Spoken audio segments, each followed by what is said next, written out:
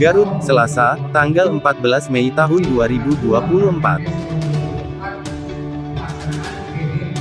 Sekma Tarogong Kidul, DRS, Yogaswara Hirman Wiharja hadiri kegiatan mitigasi bencana dan penyusunan kawasan rawan bencana partisipatif di Desa Mekargali. Dalam kegiatan tersebut yang dilaksanakan di Aula Kantor Desa Mekargali, Kecamatan Tarogong Kidul, Kabupaten Garut, ikut dihadiri BPBD Kabupaten Garut sekaligus menjadi narasumber dalam kegiatan tersebut. Kades Mekargali, H. Ateng Sopandi mengatakan bahwa kegiatan mitigasi bencana bersumber dari anggaran dana desa tahun 2024. Alhamdulillah mungkin hari ini Desa Mekargali ada kegiatan sosialisasi mitigasi bencana untuk pemerintah Desa Mekargali, khusus untuk warga Mekargali. Mungkin ini merupakan suatu ada manfaatnya mungkin untuk masyarakat ada kesiapsiagaan bila mana ada terjadi bencana, mungkin untuk meminimalisir kejadian-kejadian yang lebih besar. Mungkin nanti kita di sini Desa Mekargali akan membentuk forum masyarakat peduli bencana. Harapannya mungkin nanti dari forum itu bisa sampai ke masyarakat mengetahui tentang titik-titik mana aja yang memang kali suka ada bencana meskipun besar kecil ya. Dengan adanya ini mungkin nanti masyarakat bisa mengetahui dan bisa ada kesiapsiagaan. Ini anggaran dari dana desa anggaran tahun 2024.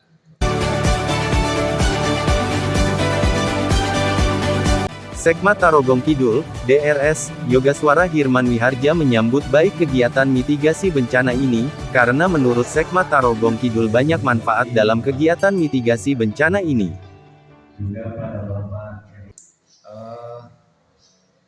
Terkait dengan mitigasi bencana, sudah jelas lah kita melaksanakan mitigasi bencana baik struktural atau non struktural.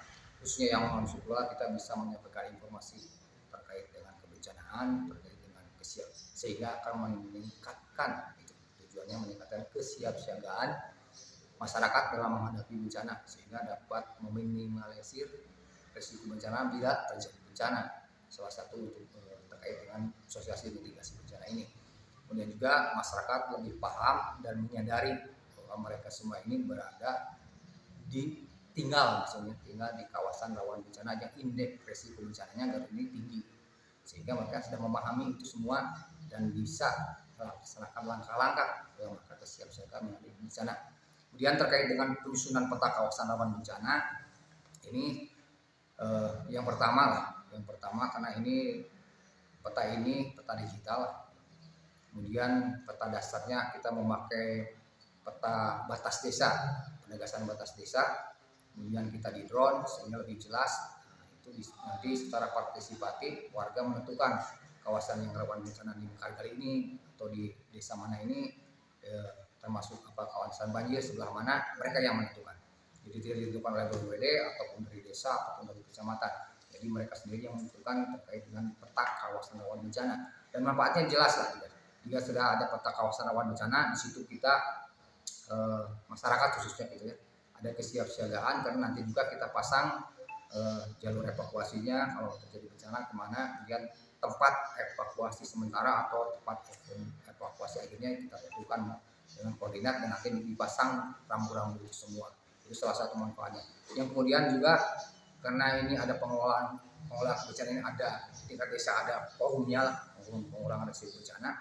Jadi itulah mereka yang sebagai mitra kepala desa nanti dalam rangka pengelolaan bencana khususnya di prabencana mengadakan sosialisasi baik ke tingkat SD ataupun ke tingkat masyarakat yang lainnya.